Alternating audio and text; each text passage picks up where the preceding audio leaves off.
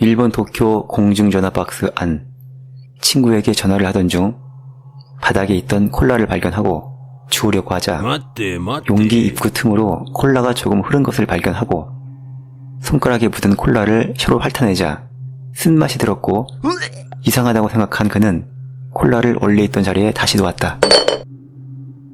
1시간 후 식당 알바를 마치고 함께 숙소로 귀가하던 종업원 일행 6명이 시나가와역 근처에 있는 공중전화 박스에 열리지 않은 코카콜라 병을 발견하고 숙소로 가져왔다. 일행들은 미개봉된 콜라를 보고 누군가 전화를 하다 놓고 간 것이라고 여기고 행운이라 생각해 제일 막내였던 당시 16세였던 고등학생의 A군에게 콜라를 줬다.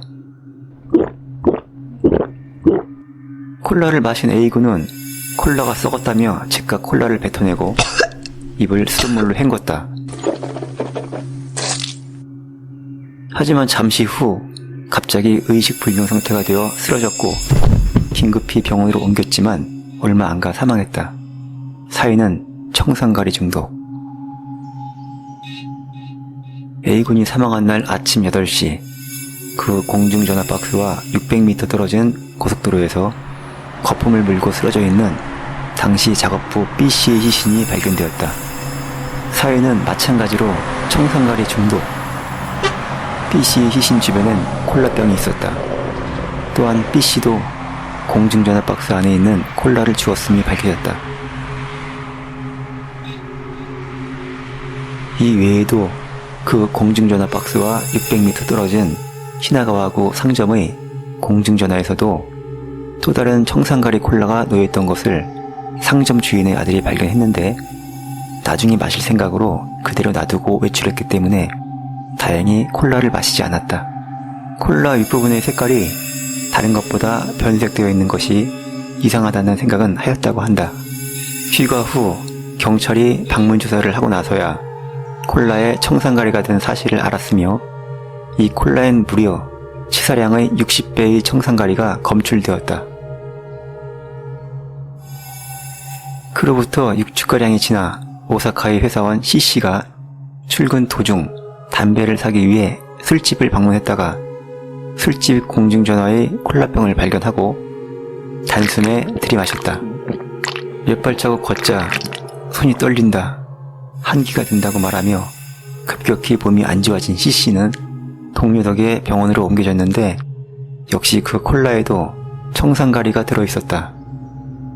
그는 다행히 목숨을 건졌지만 태어난 다음날 사정 청취를 하러 방문한 조사원이 자택을 방문했을 때 부엌 가스관 호스를 끊고 비닐봉투를 얼굴에 쓴 채 사망해 있었다. 유서는 없었지만 죽기 직전 가족들에게 도쿄에서 일어난 사건을 알고 있었는데도 이 같은 상황이 되어 세간에 부끄럽고 면목이 없다는 자살을 암시하는 말을 남겼다. 그는 사건 이전부터 자신의 가족들에게 버려진 콜라를 마시지 말라고 주의를 줬다고 한다. 다음날 도쿄역 지하상가의 상인이 계단에 놓여있는 40개의 초콜릿이 든 봉투를 발견했다. 그는 이때까지 발생한 청산가리 콜라 사건을 알고 있었고 이 초콜릿도 청산가리가 들어있다고 의심해 경찰에 신고했다. 초콜릿 상자에는 교만하고 꼴보기 싫은 일본인들에게 천벌을 내린다는 글자가 도장으로 찍혀 있었다. 그럼에도 멍청한 경찰은 초콜릿을 단순 분실물로 처리했고 이후 찾아가는 사람이 없자 결국 제조회사에 반품시켰다.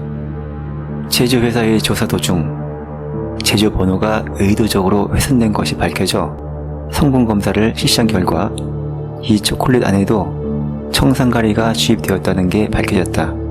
세 번째 사건까지는 동일인의 소행으로 추정되지만 네 번째 사건은 의도적인 범행으로 보여 위 사건들과의 관련성이 불투명한 것으로 보였다.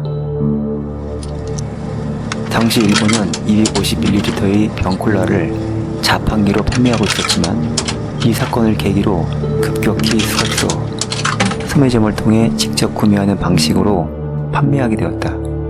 또한 재발 방지를 위해 한 번 따면 미개봉인 상태로 되돌릴 수 없는 캔 용기가 주의가 되는 것에 일조한 것도 이 사건 때문이다.